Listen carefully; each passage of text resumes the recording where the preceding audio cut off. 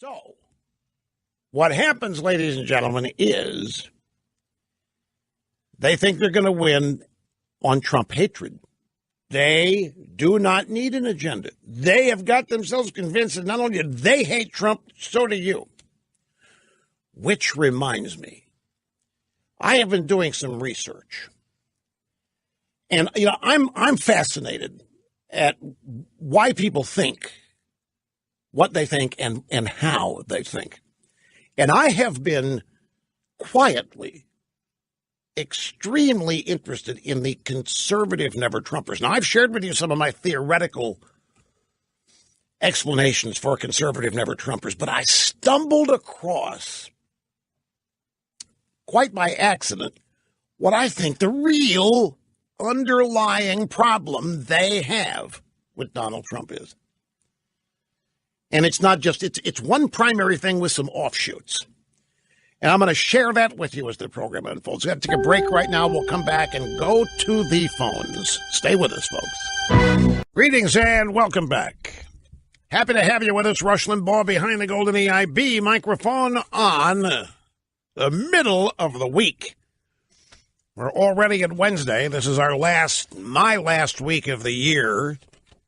That'll be on Friday. We're going to be here the whole rest of the week, folks. Telephone number, if you want to be on the program, 800-282-2882. The email address, lrushbo@eibnet.com. Let me close the loop on something I was talking about earlier. I mentioned that I am constantly trying to study the people that surprise me. And some of the people, well, nothing surprises me, really, because I understand so much. But you get the drift. The never-Trumpers, the vitriol. These are conservatives. And they've been opposed to Trump from the get-go. And I thought that I've understood why. And I have to a certain extent. It is largely establishment versus outsider, ruling class versus non-ruling class, country class. But it goes deeper than that. In fact, it's really psychosomatic. And I have discovered this by virtue of constant exploration of the writings and the chat transcripts as these people communicate with each other. Now, lately, there is this blogger at the Washington Post named Jennifer Rubin, and she has been working under the guise of being a conservative blogger. But she's really not. She's no more conservative than David Brooks is, on balance. But when Trump came along, she abandoned all of her conservatism. It was the most amazing thing. She began writing in opposition to things that she had previously claimed to have supported, and it made no sense to me. Intellectually, it made no sense. If you believe what you believe, you believe what you believe. Why change? And the answer was because it was Trump who was articulating what she believed. And it embarrassed her. And so she had to change her beliefs, or she gave the illusion of changing her beliefs, simply because she couldn't stand the embarrassment of realizing that Trump agreed with her or that she agreed with Trump. So she, in order to maintain her purity with the establishment buddies that she had to strike out immediately against Trump. Well, this has led her to write a bunch of things that are highly contradictory, make no sense, especially when measured against things she's written previous. And this was observed recently by a writer at National Review named Charles C.W. Cook. Charles C.W. Cook decided to write a piece exposing the inconsistencies and everything else of a recent blog post by Jennifer Rubin. The details of this are irrelevant for my point here. I mean, I don't mean to tell you what she wrote and what Cook wrote. But Cook did not get personal in his blog exposing her inconsistencies. He didn't get personal at all. Well, there were people who arose to defend Jennifer Rubin, and they set out to attack Charles. Now, all these people claim to be conservatives. Every damn one of them claims to be conservatives, And for the most part, they're all never Trumpers. And they're locked in this internecine battle over who's pure and who isn't pure. And in this case, Charles C.W. Cook was being savaged because it was said that he had personally attacked Rubin when he hadn't. He simply exposed the utter folly of what she had written. And Jim Garrity, who writes the Morning Jolt at National Review, characterized it quite well. I can't do any better than this. He writes a quick point on all the allegedly savagely personal attacks on Jennifer Rubin, which consisted mostly of quoting her own views on the Paris Climate Accords and moving the U.S. Embassy to Jerusalem, the Iran deal, tax cuts, welfare, energy, and gun control. And then as soon as she noticed that Donald Trump signed on to her very policy preferences, she suddenly became a critic of those same positions. This is my point. Jennifer Rubin's piece didn't make any sense because it was at odds with everything she had previously written on these subjects. But her post contradicted everything she had ever believed, or a previous post, only because she was aghast. She was appalled that everything she agreed with, so did Trump.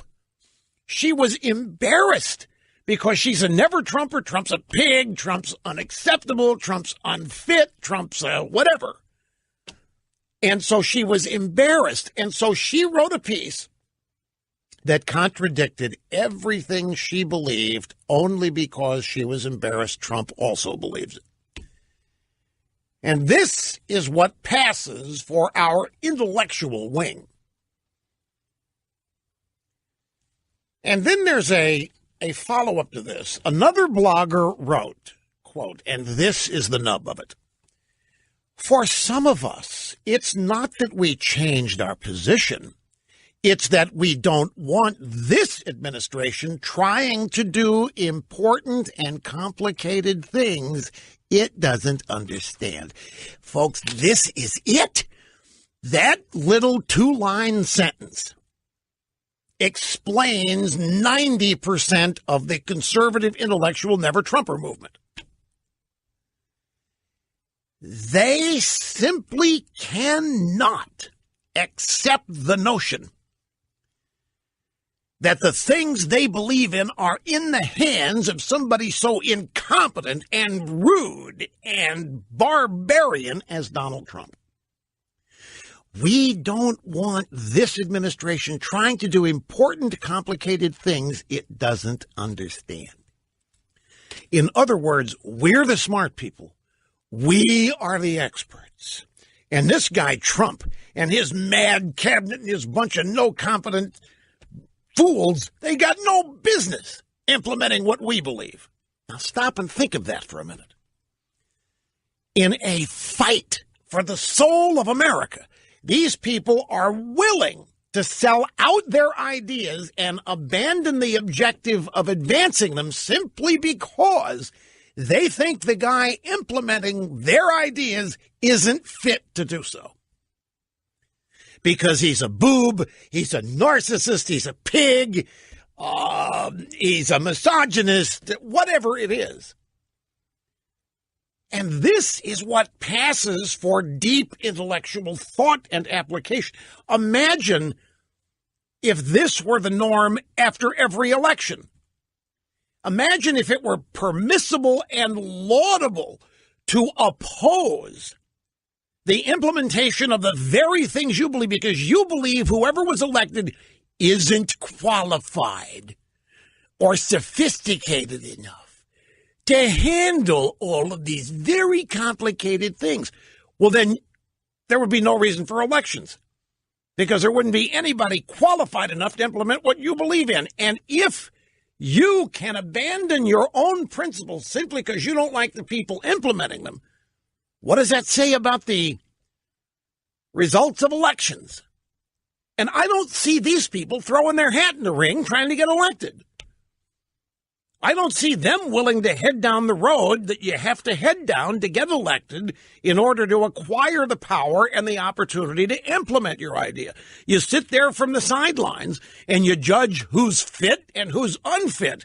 And then if you decide somebody's unfit, and not because of policy, he's unfit because of his hair, he's unfit because of his tweets, he's unfit because he insults women, he's unfit because he does personal attacks on Twitter, he's unfit because he brags, he's unfit because he hosted Celebrity Apprentice, he's unfit because of Omarosa, he's unfit because we don't like Ivanka, he's unfit because he shouldn't have won, he's unfit. It never ends.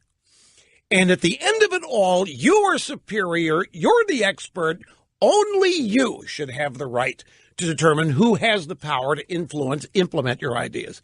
And yet you haven't taken a step yet to go down the road that would get you elected with the power to implement the agenda that you so deeply believe in, which obviously you don't deeply believe in it. This is... I hope you have been able to keep up with this. If you haven't, I don't blame you. This is, Angelo Codevilla wrote about this when he talked about the ruling class and their tight-knit associations. By the way, these are the same people. I'll never forget this. When I moved to New York, same kind of people.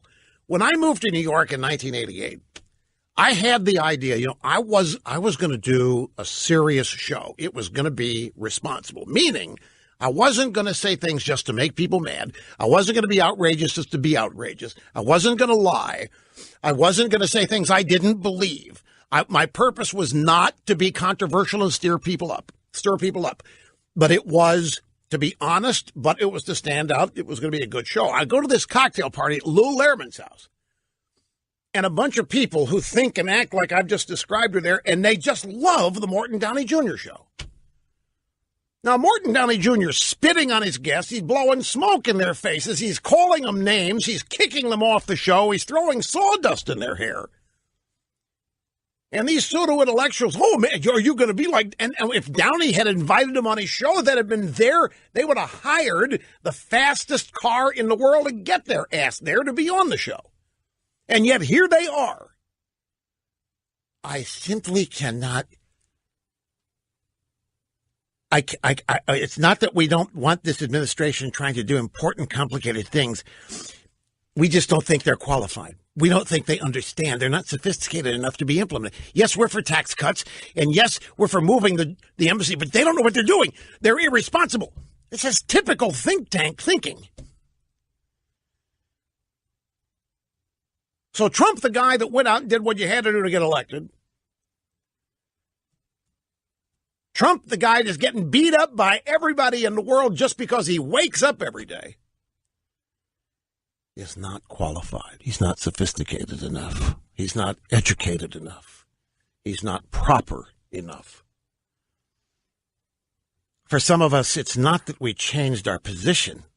And Jennifer Rubin did. Jennifer Rubin denied believing in what she previously said she believed simply because Trump believes the same stuff. And she's so embarrassed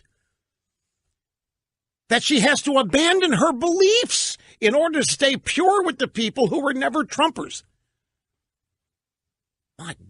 What must these people, what mental torture these people must put themselves through each day?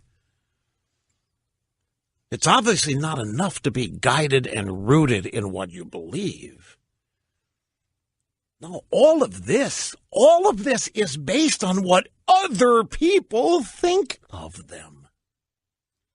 And what other people think of them apparently is superior and more important than the core principles that they claim to have.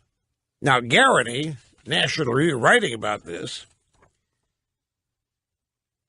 says, well, this is interesting. They're stuck with a president they didn't vote for and can't stand.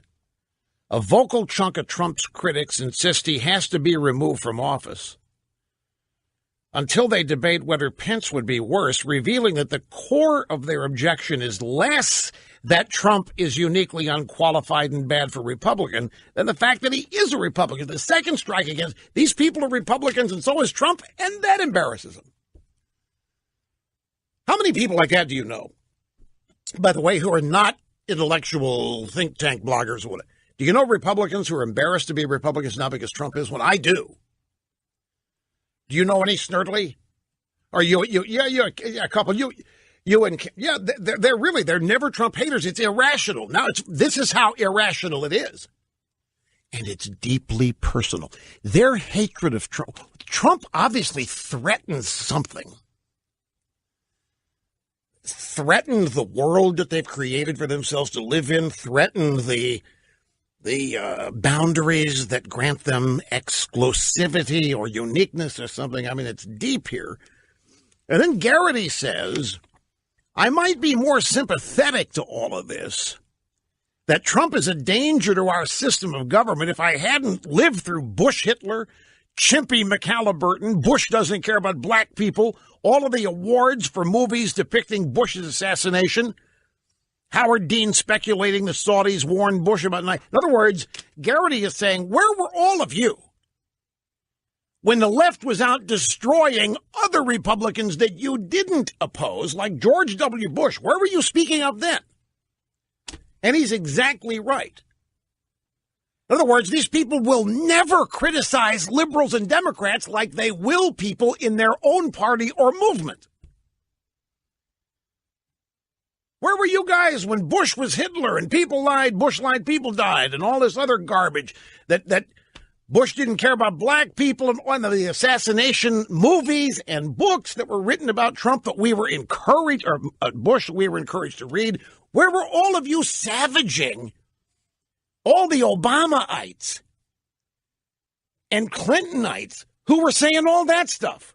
Why weren't they objectionable to you? You still go to cocktail parties with them. You would still have your intellectual exchanges and back and forth with them.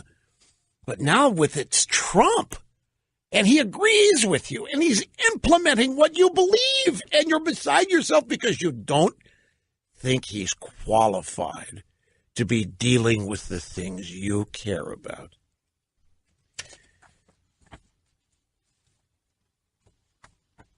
It's just amazing, folks. It's flat out amazing. Because here's what at the heart of all this is the notion that Trump is so ignorant and he's so oblivious, he's so self-absorbed, he's so narcissistic, he's so piggish that he's not even really president. He's not even entitled to the powers of the presidency.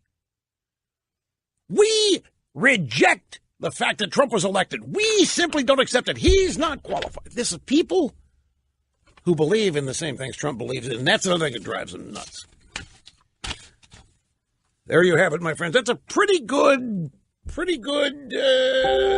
description of your average never-Trumper community.